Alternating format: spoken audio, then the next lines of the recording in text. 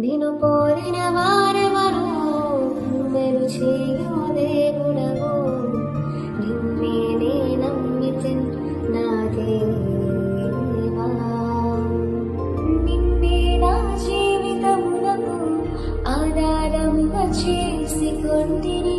నీవు లేని జీవితమంతా వ్యర్థముగా పోనయ్యా నిన్నే నా జీవితమునకు ఆధారముగా చేసుకొంటిని నీవు లేని జీవితమంతా వ్యర్థము